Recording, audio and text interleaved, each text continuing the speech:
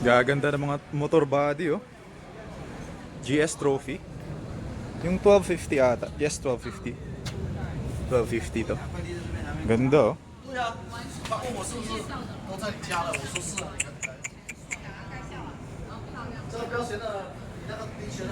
Tingnan mo naman yan.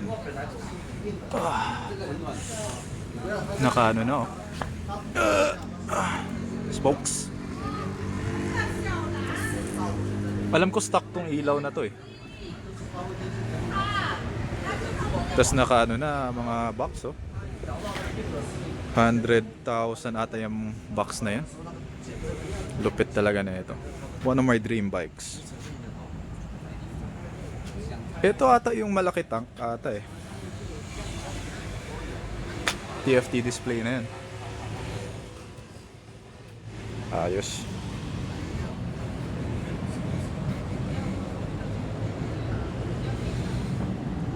Naka-automatic suspension ata to. Yung fully electronic. Syempre di magpapatalo. R1M body. R1M carbon fiber na R1. Discontinued na, di ba?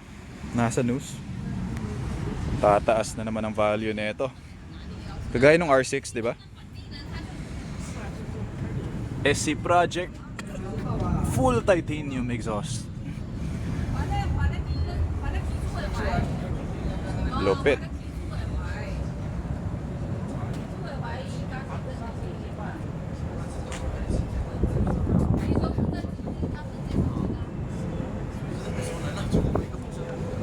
Ganda. Iba nata yung ano nyo, steel braided brake lines. Kaso baka stock na yan din sa R1M. Pero alam ko iba to, eh. All-in suspension. Tignan mo naman. Brembo brakes. Yan ata pinaka-high-end na Brembo brakes, eh. Siyempre di magpapahuli yung Ducati Panigale V4. Yes sir. MRA windscreen. Carbon fiber, oh. Daming carbon fiber.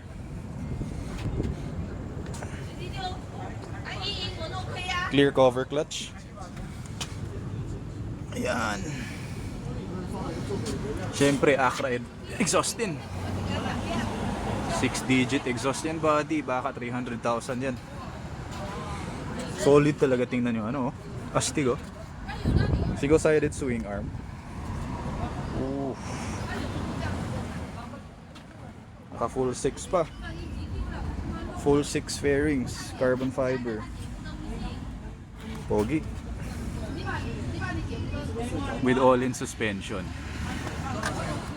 Wow. Gold, oh.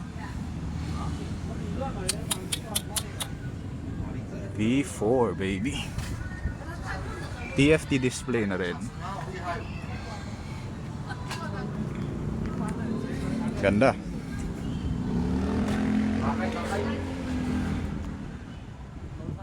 Sinong signature kaya to? 63. Yun. Yung mga featured bikes natin tonight.